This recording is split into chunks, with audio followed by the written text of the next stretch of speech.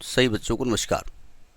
बात हम कर रहे हैं सिंगीज अलजेब्रा की, जिसके चैप्टर 7 परमुटेशन एंड कॉम्बिनेशन की हम बात कर रहे हैं, जिसकी कंसेप्ट एप्लीकेशन एक्सरसाइज 7.6 की बात कर रहे हैं। तो देखते हैं उसका नेक्स्ट क्वेश्चन। इसका पहला क्वेश्चन क्या कहता है? वो कहता है if 15C3R is equal to 15CR plus 3 then find the value of R। एक कंसेप्ट है एनसीआर का। भाई एक तो रूल ये है कि भाई इसको हम फैक्टोरियल से खोल दें, खोल करके एक इक्वेशन बना दें और इक्वेशन बना के आर का मान निकाल दें। ये भी एक तरीका हो सकता है, वो भी तरीका अडॉप्ट कर सकते हैं। एक आपको बताया गया था कि जैसे एनसीआर है ना, एनसीआर को factorial n upon factorial r into n minus r factorial लिखते हैं, मालूम है आपको। अच्छा, अगर मैं एनसी आर की जगह एन माइनस आर लिख देता हूँ तो मतलब नियम क्या है? इसका फैक्टोरियल अपान इसका फैक्टोरियल और दोनों के डिफरेंस का फैक्टोरियल, है ना। तो इसको खोलेंगे तो फैक्टोरियल एन, इसका फैक्टोरियल हो जाएगा एन माइनस आर का फैक्टोरियल, और दोनों का डिफरेंस करोगे तो आर का फैक्टोरियल। क्या दोनों वैल्यू सेम है?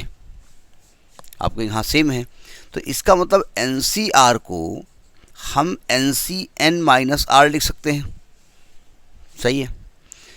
अब मान लिया दो इस प्रकार से कंसेप्ट हैं, एन सी ए बराबर एन सी बी, तो एक तो तरीका मैं सिंपल कंपेयर कर दूं तो ए की वैल्यू बी के इक्वल आ जाएगी, ये भी हो सकता है। और हम चाहें तो अगर एन को इंट्रोड्यूस करना चाहते हैं तो हम चाहें तो एन सी बी को एन माइनस बी ले सकते हैं, एन सी आर को n C n minus r लिख सकते हैं। और अब अगर हम कंपेयर करते हैं तो ए बराबर एन माइनस बी, बी को इधर ले आओ तो a plus b is equal to n. तो ये दो केसेस यहाँ पर पॉसिबल हो सकते हैं। तो हम दोनों केसेस को लेके देखते हैं कि कौन सी वैल्यू हमारी, मतलब दोनों पॉसिबिलिटी हैं यहाँ पर, ठीक है, दोनों ही पॉसिबल हैं। अब दोनों में कौन सी पॉसिबिलिटी यहाँ पर है वो देखनी पड़ेगी। देखो फर्स्ट केस यहाँ पर ये है कि भाई 3R is equal to r plus 3, r को इधर ले आओ तो 2R is equal to 3, R is equal to 3/2।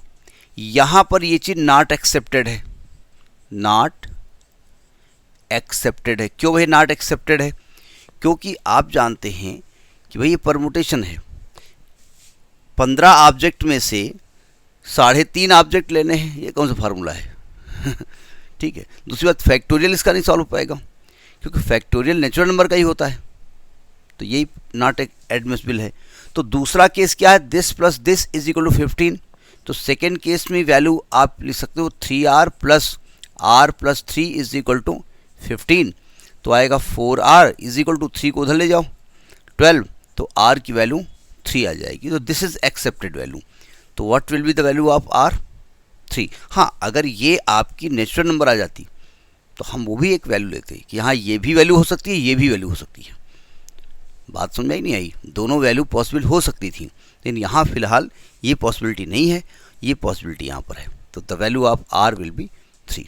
Okay, next in the next video. नमस्कार।